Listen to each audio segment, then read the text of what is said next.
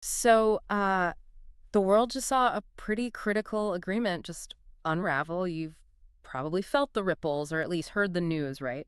The Black Sea Grain Initiative, that lifeline for global food security, it's collapsed. Yeah, collapsed is one word for it. It's a really significant event geopolitically, and it's already shaking up the world's food markets. It's um, deeply unsettling. Absolutely. And that's exactly what we want to unpack today. We're doing a deep dive into the whole story behind this collapse. Why was this deal so vital to begin with? How did it even happen, like in the middle of a war? And the reasons Russia pulled out, there's specific demands to maybe get back in. And crucially, what does this actually mean for food security for the countries that depended on this? Right. Our goal is really just to cut through all the noise, give you a clear picture of one of the biggest things happening right now, geopolitically, economically, help connect those dots, between a conflict far away and, well, maybe even your own life. Yeah, because this really does touch everyone, one way or another. Okay, so let's zero in on what just happened. The breaking point. Monday, July 17th, 2023.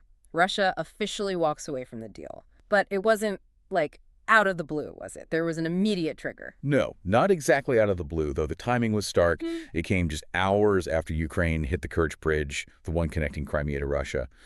Reports suggest they used those uncrewed surface vehicles, sea drones, basically. Yeah. Second time they've hit it since the war started. And Russia's reaction was, well, fast and harsh. They hit back immediately at Ukrainian coastal areas, specifically Odessa and Kornomorsk, the ports. Yeah. And it wasn't just symbolic. They destroyed grain storage facilities. Yeah. Burned, reportedly, 60,000 tons of grain. It was a very clear message. Wow, 60,000 tons. And then things escalated at sea, right? The rules changed overnight. They really did. The Russian Ministry of Defense basically announced, okay, starting July 19th, any ship heading to a Ukrainian port. Right. We might consider it military cargo. Potentially hostile. Exactly. And Ukraine, they responded almost immediately. Their Ministry of Defense said, okay, well, any ship heading to a Russian port or a Russian-occupied port in the Black Sea, Yeah. same deal. We might see that as military cargo, So it's suddenly incredibly dangerous for any ship in the area, like open season. pretty much. Yeah. And Russia drove the point home. Just a couple of days later, July 21st, they conducted live-fire anti-ship missile drills right there in the northwestern Black Sea. Sends a chilling message, doesn't it? We're serious. This area is now different. Absolutely. So the result is, yeah, the Black Sea Grain Initiative is, well, clinically dead, seems like the right phrase. For now, anyway. Oh.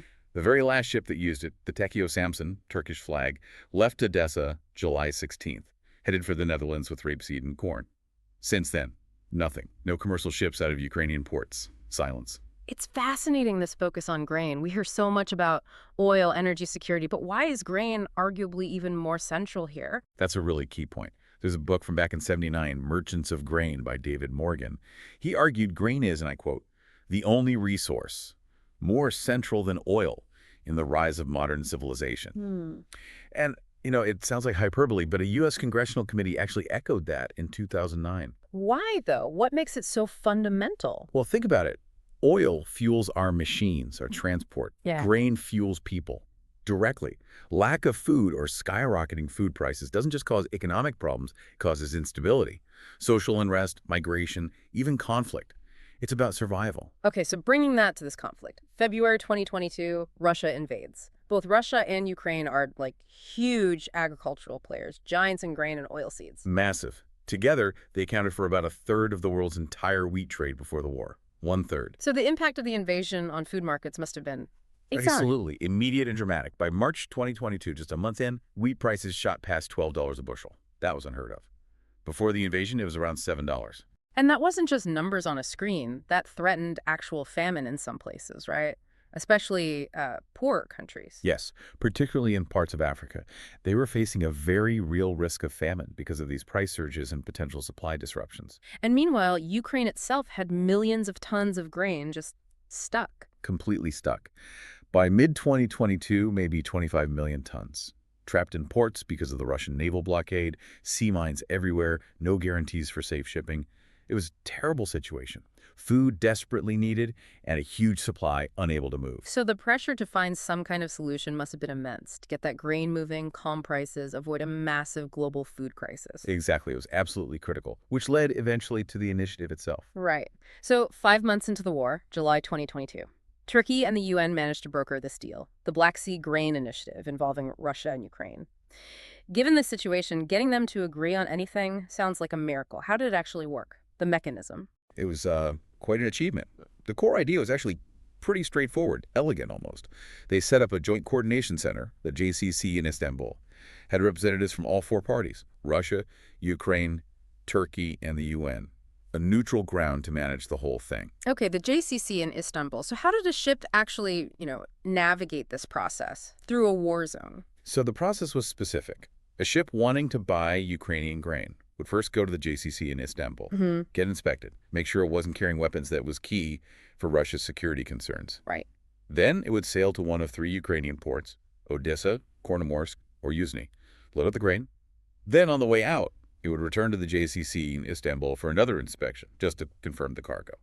Then it could head to its final destination. And Russia's role in this passage? Russia provided guidance, like safe corridors through the mined areas of the Black Sea. Yeah. That was a really crucial part of the agreement, obviously. And did it work? Did ships start moving? Almost immediately.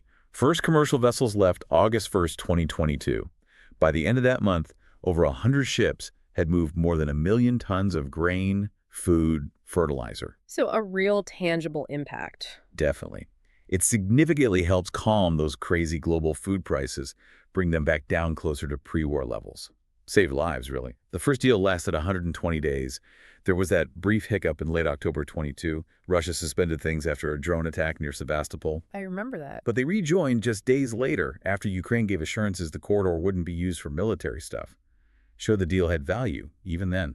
And it got renewed after the first 120 days. Yes, renewed November 17th, 2022 for another 120 days.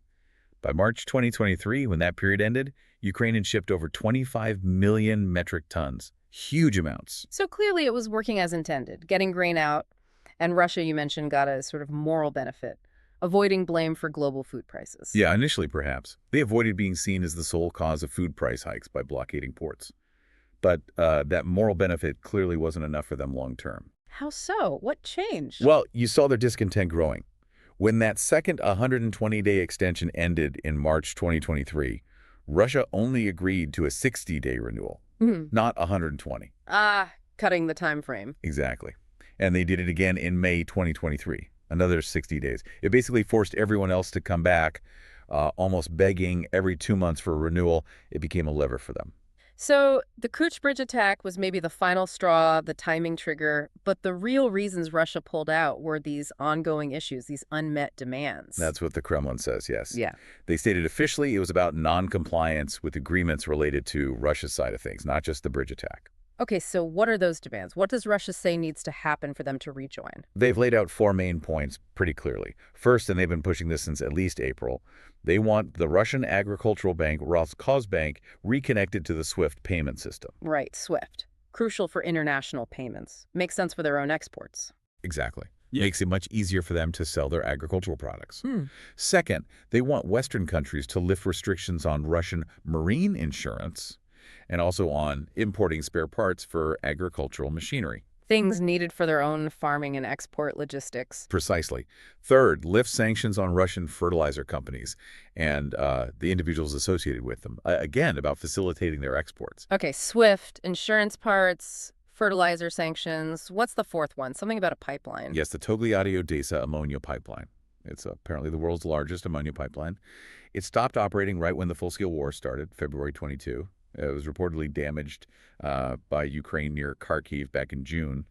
Russia says, look, it could be fixed in maybe 3 months. If Ukraine gives access for repairs, they want it back online. So Russia's view is basically this deal needs to benefit our agricultural exports too, not just Ukraine's. That seems to be the core argument. They feel they weren't getting enough out of the previous arrangement compared to Ukraine and its allies. These demands are their price for coming back. Okay, so the deal's off. Russia has its conditions. Let's talk impact. Who's feeling the pain the most right now? Well, over its lifespan, the initiative allowed almost 33 million tons of food out of Ukraine. That's a massive amount. The countries hit hardest directly are those who really relied on those shipments. Spain, for example, and Egypt. Egypt is a huge one. How much did Egypt import through it? Over 60 shipments, mostly wheat, corn, soybeans. Their last wheat shipment under the deal arrived mid-June 2023. Now they've got a big gap to fill, and prices are higher globally. And it's not just Egypt and Spain, right? Lots of other countries were depending on this flow. Oh, yeah, a whole list of Arab nations, particularly Iraq, Tunisia, Sudan, Saudi Arabia, Morocco, Lebanon, Algeria, Libya, the UAE, Jordan, Yemen, Oman. The list goes on. Their level of reliance varied, of course, but they're all feeling the effects now. More uncertainty, higher prices.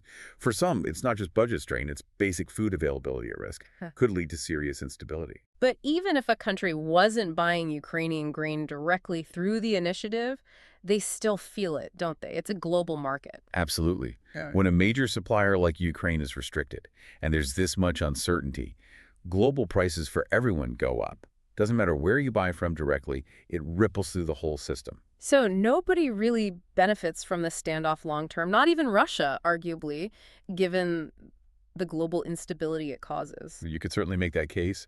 Prolonging this crisis isn't really in anyone's best interest when you look at the bigger picture. Yeah. So resuming the agreement in some form would likely be beneficial all around. Which brings us to the standoff itself.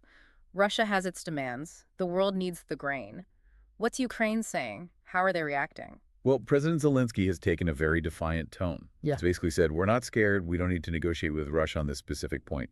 He even claimed that shipping companies are ready to keep operating even without Russian security guarantees, trying to bypass them. Wow, that sounds incredibly risky. Given Russia's missile drills and warnings, how realistic is that? Shipping without guarantees in that environment. Yeah, it's extremely bold and incredibly risky. Without those agreed-upon corridors and the JCC oversight, any ship could potentially be seen as a target by either side. Insurance costs would likely go through the roof, assuming companies would even offer insurance. It makes commercial shipping almost impossible, or at least prohibitively expensive and dangerous. So it's more a statement of defiance than a practical plan right now. It seems that way. It would require immense bravery from shippers and likely some kind of international naval escort or guarantees, which don't seem to be forthcoming right now. Okay, so what about the Western response to Russia's demands, particularly that swift reconnection for the agricultural bank and any movement there? Well, on the SWIFT issue, Western countries have been hesitant. They seem worried the main Russian agricultural bank could be used for other transactions, maybe bypassing sanctions. So they've apparently put forward a kind of compromise. Maybe connect a subsidiary of the bank to SWIFT, not the main bank itself. A potential middle ground. Trying to address the agricultural payment issue without opening the main door. Exactly. But whether that kind of compromise will be enough for Russia, well, that's the big question right now. We just don't know. So the future of the grain deal, and really a chunk of global food stability, is just hanging in the balance. It really is. The What next about- few weeks, seeing how Russia responds to that SWIFT subsidiary idea will be absolutely crucial. The ball's kind of in their court now. Okay, so just to recap our deep dive today, we looked at how this Black Sea Grain Initiative came about, this vital lifeline born from crisis, how it worked, the huge impact it had getting nearly 33 million tons of food out, and now its collapse. Driven by, well, complex geopolitics, the war, and these specific unmet Russian demands. And the fallout is real, sending ripples of uncertainty, higher prices, and genuine hardship across the globe, especially for vulnerable nations. As we kind of absorb all this, the huge impact this conflict is having on food, on economies, it does leave you with a pretty stark question, doesn't it? Maybe something for you listening to think about. After everything we've discussed, who do you think is the biggest loser so far in this long, drawn-out war? Is it Russia? Is it Ukraine? Something else worth considering.